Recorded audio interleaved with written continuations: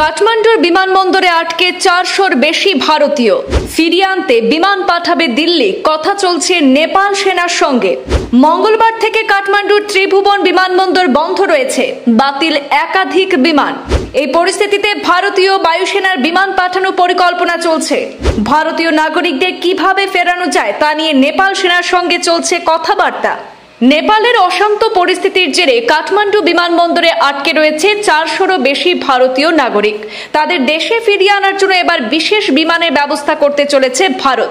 প্রতিকূল পরিস্থিতির মধ্যেও যাতে দ্রুত এবং সুষ্ঠুভাবে ফেরানো যায় ভারতীয়দের তা নিশ্চিত করতে দিল্লি এবং কাঠমান্ডুর মধ্যে তৎপরতা শুরু হয়েছে। মঙ্গলবার থেকে কাঠমান্ডুর ত্রিভুবন বিমানবন্দর বন্ধ রয়েছে, অনেক বিমান বাতিল হয়ে গিয়েছে। সূত্রের খবর, এমন পরিস্থিতিতে ভারতীয় বায়ুসেনার বিমান পাঠানোর পরিকল্পনা চলছে নেপালে। এর জন্য নেপালের সেনার সঙ্গে সমন্বয় করে কাজ করছেন কাঠমান্ডুতে ভারতীয় দূতাবাসের আধিকারিকরা।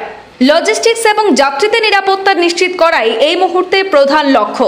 বিদেশ মন্ত্রক জানিয়েছে, গোটা পরিস্থিতির উপর কড়া নজর রাখা হচ্ছে। ভারতীয় দূতাবাসের সঙ্গে নিয়মিত যোগাযোগ রেখে আটকে পড়া নাগরিকদের দ্রুত ফেরানোর ব্যবস্থা করা হবে।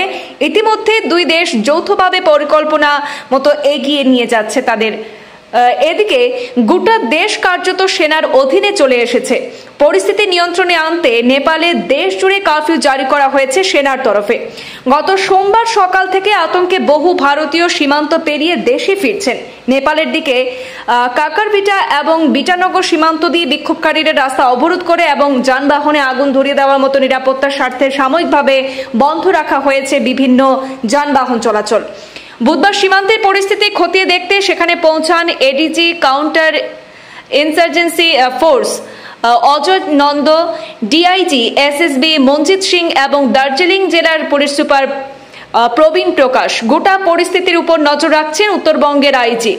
বর্তমান পরিস্থিতি নিয়ে এডিজি সূত্রে জানা গেছে যে কতজন ভারতীয় এই মুহূর্তে নেপালে আটকে রয়েছেন সে বিষয়ে তাদের হাতে সঠিক কোনো তথ্য নেই।